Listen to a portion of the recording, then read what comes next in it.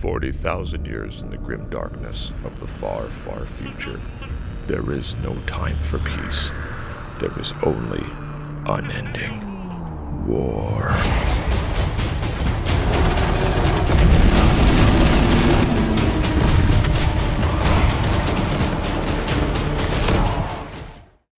Hey boys, it's your favorite Uncle Tyler here to talk about the new board game. Not really new, it's been out since the 80s, but your newly found board game, exciting stuff, Warhammer 40,000. Sorry it took so long to come out with this video, but so what I'm going to do with this video, first off, if you're stumbling upon this video and have come across this somehow, basically what I'm going to talk about is some of the chapters of Space Marines that you can play as in this game, and I was gonna put them all on here, like all of the different faction armies on here, but I realized if I do that, it's gonna be a very long video and nobody's gonna click on a 2-hour long video and watch it all the way through. Well, maybe they will. Maybe I'll do a good enough job and you guys might like it. In this video, I will list all of the playable factions and give very short backstories of who and or what they are without going too in depth because, well, I'd be here for a very, very long time. So let me put into perspective what's happening in this Warhammer universe. So basically it's called Warhammer 40k, so it's 40,000 years into the future, and there basically is a massive ongoing war. It's been going on for like ever. So there is one specific key player in all of this. His name is literally just the Emperor. Nobody knows where he came from, how old he is. They just know that he's been around forever. And the Emperor is an extremely powerful, psychically gifted human, we think. And he basically unified all of Terra, which is Earth, like the home planet that they live on. He unified all of them.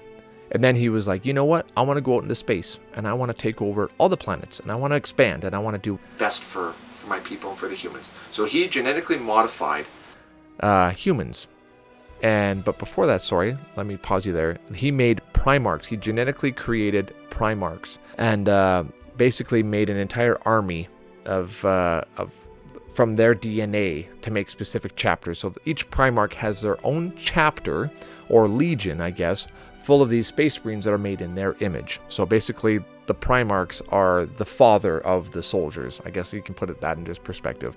And they were sent on a great crusade, which basically had all of these armies for thousands and thousands of years going across the galaxy, conquering different planets, murdering and pillaging, and basically forcing alien races and civilizations into compliance to follow the Imperium of Man. So that's pretty much what it is. And yeah, so at this point there was a big war. There was a huge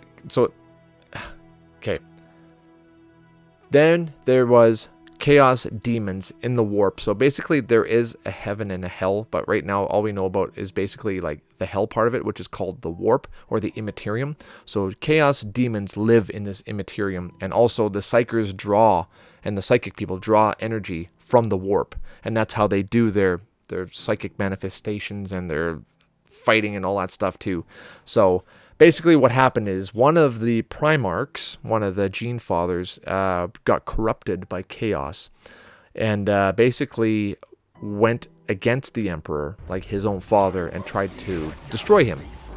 And there was a huge war and a huge battle, and basically the Emperor was so mortally wounded that he had to go and sit down and was basically put on life support in his golden throne, and now he's stuck there. And in order for him to stay alive, like thousands of souls have to be sacrificed in his name for him just to stay alive, which is pretty crazy. But anyway, so that's the setting. That's what's going on. And also there's aliens out there. There's demons. There's orcs. There's all kinds of crazy stuff happening. But for right now, we're just going to be very specific on one specific faction.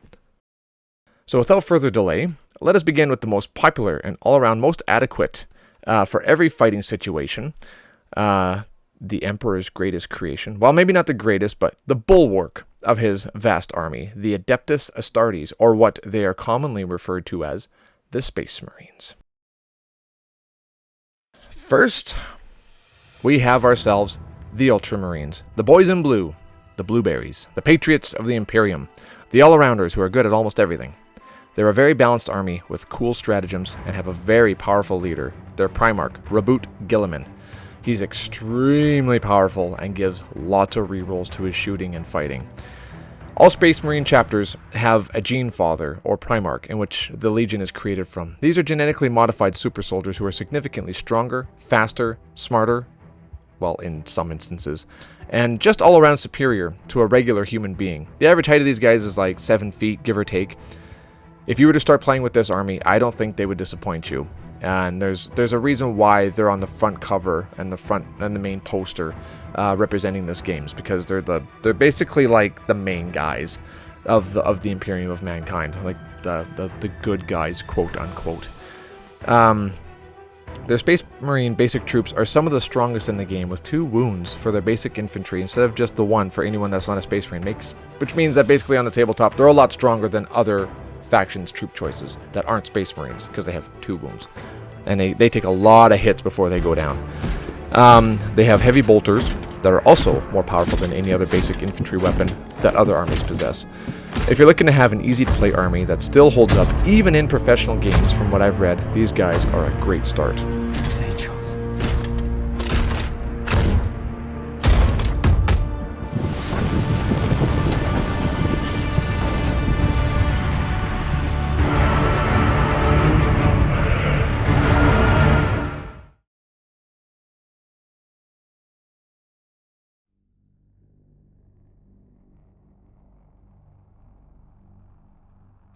The next chapter is one that appeals to me, just because of their backstory.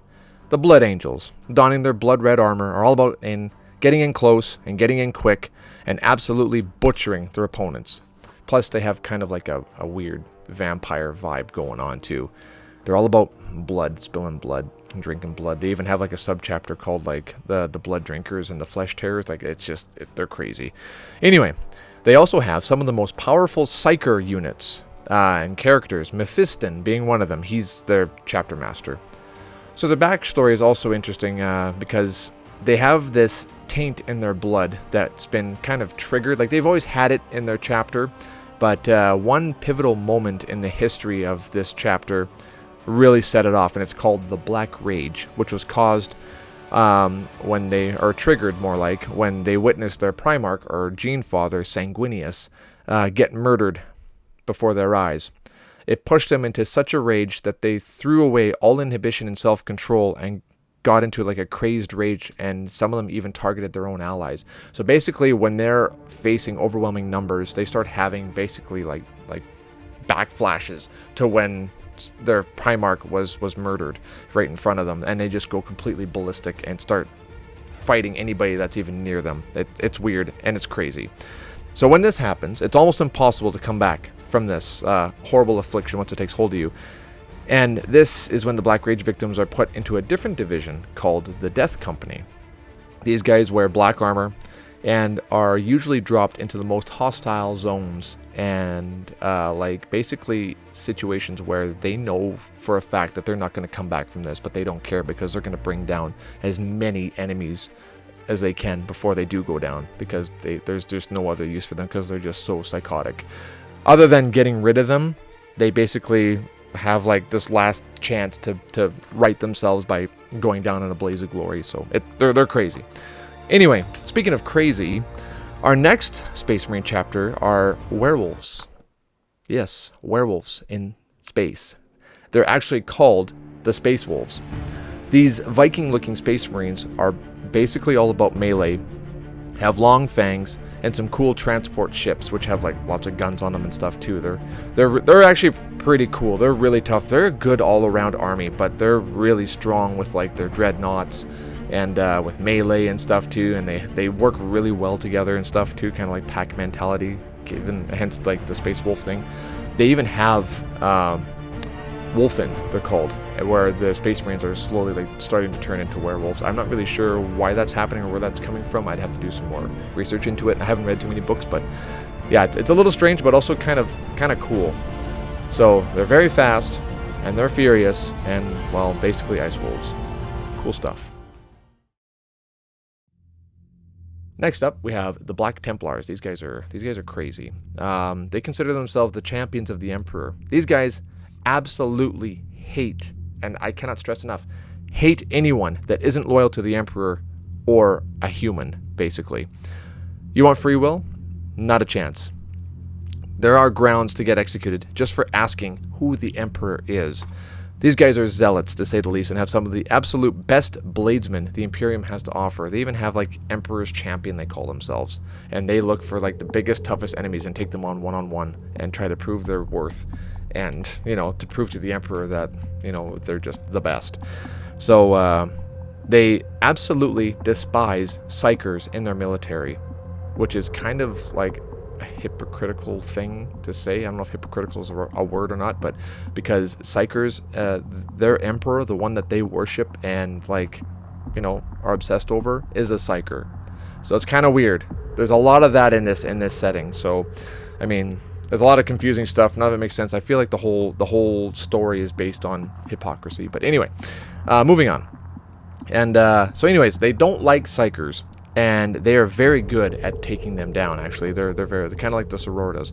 Anyway, I'm not going to get too distracted with them. If you want to play an army all about praying to the Emperor and getting his blessings and having some of the strongest one-on-one fighters and sword duels, these are your guys. Next, we have the Imperial Fists. These guys are tough. And they worked very closely with the Custodes back during the Horus Heresy. The Custodes, which are a fraction that I'll get into later on. Ezric, I know you can't wait for me to start talking about these guys, but I thought I would list a whole bunch of other different army choices before them, just so you can consider somebody different, maybe, just so you don't just jump straight to them and then realize, like, oh, these guys are, you know, there's different armies that are actually cooler than them. But anyway, the Imperial Fists worked closely with the Custodes, defending the home planet of the Imperium. The home planet of the Imperium is called Terra. Instead of Earth, it's called Terra. And so in the main city where the Emperor's palace is, and they build great defenses. Like, they know how to make great towers, bunkers, strong fortifications. Like, they're good at that stuff. And they're also very good at breaking defenses. So they know how to build it, they know how to take it down. So basically like the construction workers of the Imperium. They're very strong. If you have an army that's dug in and they're really hard to fish out, you call these guys and they'll make short work of them. Their armor is bright yellow, which is pretty cool because you don't see that very often in this setting. They're a tough group and are very good at shooting, like especially big blobs of infantry and like heavy armor. So like basically the stronger the armor is, the stronger their weapons are going to be. Like they're going to do more damage the stronger your armor is. Basically just like making your armor completely useless against them. So that's pretty cool. Imperial Fists. Next up, the Salamanders. These guys live on a planet made of lava and have scalding hot geysers that gush out toxic air consistently. It is not habitable for most humans. Their skin has been permafried to a dark black and their eyes glow red hot just from being on this planet for so long and being born and raised and trained there and everything. Which makes them look actually pretty cool. Makes them look really sinister like bad guys, but they're one of the nicest, coolest legions in the Space Marines. They love their melta guns, which are basically heat lances that cut through any armor with ease. And they also love their flame weapons, comically named flamers. They have huge buffs when they use these weapons. They're probably the most selfless Space Marine chapter, as I said before, in the entire Imperium, putting innocent human lives before their own. However, let's not confuse innocent human lives with other alien life, because to them, the two are not the same. So, like I said before, like, hey, like, nobody in this universe is a good guy. So, I'll clear that up right now. Every faction believes that they're doing things for the betterment of all, when in reality, they're just stubborn, genocidal maniacs doing what's best for them. But anyway, let's not get distracted and move on to the next one. The Dark Angels. These guys lived, or used to live on a planet when it still existed before it got all messed up. That was constantly trying to kill them. It's called Caliban. They basically were surrounded by crazy monsters, and diseases have riddled them their whole life, and they became great hunters of aliens, known as Xenos. That's what the Space Marines and the Imperium call anything that's not a human. You're a Xenos, not an alien. Xenos. A lot of xenophobia in this. Yeah, these guys are really good at fighting them. They got cool green armor. They've got like some of the best shooting in the game. So like their bolter guns and stuff like that, like their squads and stuff, they have stratagems that increase their shooting and their accuracy and stuff. So really good at shooting. If you want really good like basic infantry that can hit their guys really well, go with these guys.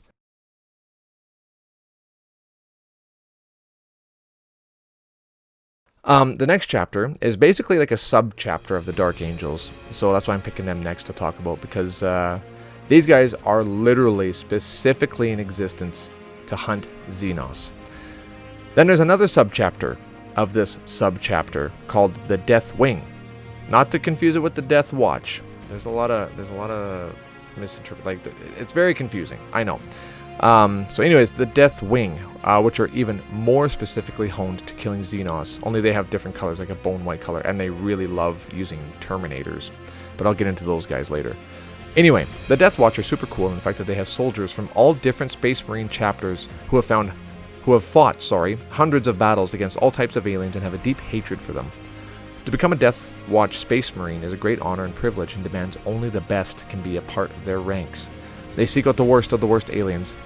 Their armor is black and silver, and they have super cool pauldrons with quotes and sigils on them, and they also have super powerful psychers. Like, they welcome any controversial, like, it doesn't matter what means they're doing to kill aliens, they'll use it. They'll even use alien weapons, which is strictly forbidden in every other Space Marine chapter. You're not allowed to touch Xenos weapons, only Imperial weapons, whereas the Death Watch, they don't care. They'll use whatever is at their disposal to make sure that all the Xenos are annihilated. They don't care.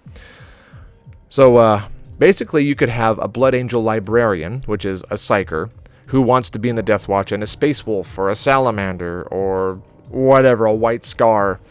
And these guys all have experience that have killed Xenos, and if you have experience and you want to join this Legion, hey, they're welcoming everybody. Some of their better traits, if you're going to play them in the board game, they have customizable ammunition that you can actually decide on what they shoot with, that have different abilities, like doing more damage or able to hit sneaky targets easier. And they do extra damage against anyone that's playing as Xenos.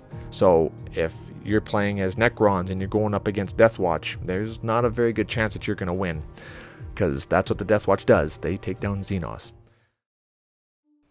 Next we have the Raven Guard, which are your super sneaky boys. They got the beak helmets that look like ravens. They're hard hitting, and they're also extremely hard to hit with their evasive tactics. They make great use of long-range snipers and smoke screens. When you see a Raven Guard coming at you and you haven't been eliminated yet, you know it's going to be over very soon, because these guys hunt in the shadows and are always 3 steps ahead of you. You can't sneak up on these guys, but these guys can appear out of seemingly nowhere and kill you before you even know what the heck is going on. They have dark black armor and are very fast, using jetpacks to get across the field very quickly.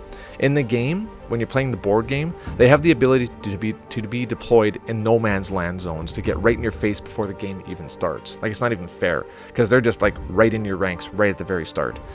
They're a very maneuverable team with really cool tactics and strategies. Next up, the Iron Hands. These guys are really neat. They're like a cyborg Space Marine army. Imagine genetically modified humans turned to super soldiers. Like, that's pretty tough, right? Now imagine giving these super soldiers cybernetic steel body parts, making them even stronger than before. They are very strong, with lots of rerolls for hitting, due to their great accuracy using ocular augmentations, because sometimes they'll remove their eyes and put like little computer lenses in them just so that they can actually like be more accurate. It's wild. Their tanks are all reinforced and stronger than other armies too, and their librarians or psychers, they can actually buff vehicles. So instead of using psychic abilities to give strength to their soldiers, they can actually like speak to the machine spirits. Yes, they call them machine spirits, not engines, machine spirits in their vehicles, and make them fight faster and act a lot stronger. More shooting, more flame attacks, more missiles, everything. So anyway, they can withstand insane amounts of hits. They're very strong. If you want hard hitters and basically robotic Space Marines that are almost impossible to put down, more so than they already are, these guys might be good for you. Their motto is literally, the flesh is weak. Like, look at their chapter leader here. Look at this guy, Iron Father Pharaohs. How cool is this guy? He will hit you so hard from a distance and close up. And they love their tanks and their dreadnoughts. You like robots? Big, strong mechs? You know, the big tanks. Man, these guys are so strong. Let me tell you. I think I might have to consider this army next to my collection. Moving on. Almost done with the Space Marines. Next, the White Scars. You like moving fast? Check. You like motorcycles with super soldiers cutting soldiers in half on the way past them at blazing speeds? Check. You like having psychic abilities and moving across the board with no issue? Check. These are your guys. They basically move in, shoot, slice, and take off before you can do anything about it. If you like to move fast and you like bikes, these are the guys for you. They don't have a lot of heavy armor like Dreadnoughts and Terminators because the White Scars believe they're too slow and cumbersome. They prefer to hit their enemies with speed and precision and get up close and personal. Very good melee warriors and bikers. Lastly, we have a chapter of Space Marines that are specifically engineered, trained, and equipped to take on one particular threat: demons.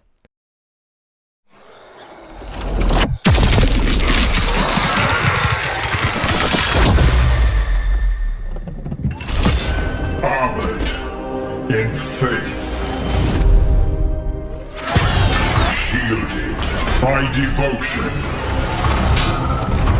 Meet the Grey Knights. Much like the Deathwing and the Death Watch are great at fighting Xenos or aliens, these guys are the kind of Space Marines that go head first, straight into hell itself to fight and destroy demons. Like, how crazy is that? Now, these guys aren't just Space Marines. They're actually a little more powerful than your average Space Marine.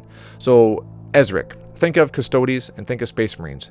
They're like right in the middle, in between there. So, like, they're stronger than Space Marines. And also, every single one of these Grey Knights is a powerful psyker. So even their basic troops with their guns have psychic abilities. Most Space Marine chapters that use psychers will only have a handful of them in their chapter. But with the Grey Knights, all of them are psychically gifted warriors. Most creatures or people, Space Marines included, tend to become victims of chaos corruption after encountering these demonic forces. Because the warp basically is where these demons come from. It's called the warp. That's how psychers use their abilities. They basically draw power from the warp and use it to fight. But you let warp demonic sources in, you're prone to becoming possessed or corrupted or suffering perils of the warp and your mind just becoming mashed potatoes because you can't handle all the evil energy that's passing through you. But these guys are unwavering. That stuff just, it doesn't even tickle them, doesn't even give them an issue. They use that stuff like it's nothing. So they're the only ones that can literally go into the warp for days on end and fight the demons on their own turf without so much as a second thought in their stalwart mental superiority. These guys cannot be broken, like ever. And these guys are the last Space Marines that you want to see coming to rescue you. Like, don't get me wrong. Like, these guys will destroy chaos demons that are attacking you without any issue whatsoever. But they are very, very thorough with being sure that there's no taint of chaos energy or any risk of possession or corruption. So what that means for anyone that was involved or close by when this happens, well, you're too high of a risk for that chaos possession coming back. So in that sense, if you were there when the demons came, they have to execute you just to make sure. These guys have cool steel armor. They have Dread Knights, not Dreadnoughts, Dread Knights. Blue astral weapons, the ability to warp in and around the battlefield like continuously and resist psychic attacks, then dish out their own. The Grey Knights are a very powerful shooting and fighting army as well. On top of that, not only are they great warriors and super strong and like good at psychic stuff, they're also like just beasts in everything that they do. They're led by an absolute tank of a leader. Castellan Crow is his name, who carries a demonic corrupted sword that is constantly trying to corrupt him, like it's speaking to him day in and day out, and it's strapped to his leg like all the time, constantly tempting him, and he carries this thing around to ensure that his mind is constantly tested and strengthened as he continues his endless war to end the legions of chaos and demons. These guys are nuts. Well, I'll leave it at that for now. You can literally build a Space Marine army, call them whoever you want, make them like a sub-chapter. Like if you think something's cool but you don't like the way they look for a color, you can color them whatever and just call them whatever you want. And you don't like the way they fight too much, like you kind of like some of the stuff they do, you can customize your own chapter and make them however you want. That's the beauty of this thing. So in the next video, I'll talk about the armies of the Imperium. Now, the Space Marines are part of the Imperium, but I had to separate the Space Marines from the Imperium because look how long this video has already been. So now the Imperium, I'm going to talk about like the humans, the Astra Militarum, like the regular humans, the Sisters of Battle, and of course one specific chapter that Ezric will have been waiting for. I hope those of you who watched this video have a better understanding of some of these factions, and even though I didn't get too in-depth with them, of course I might have been a little off on some of the things that I talked about, but these were just some of my experience I've had with these chapters of Space Marines and some of the books and video games and other great YouTube channels that I've watched. But yeah, I hope this really helped you, you know, kind of get the idea of how some of these guys play, some of their backstory, if any of them appeals to you and stuff like that. So be sure to stay tuned for my next video, and be sure to like and subscribe. Let me know in the comments what you think, if I should make more videos like this, who your favorite factions are, and tell your friends about it, maybe. Get them to check this out. Maybe this will help. So yeah, thank you very much for watching this straight to the end, and I hope I'll see you next time. Take care.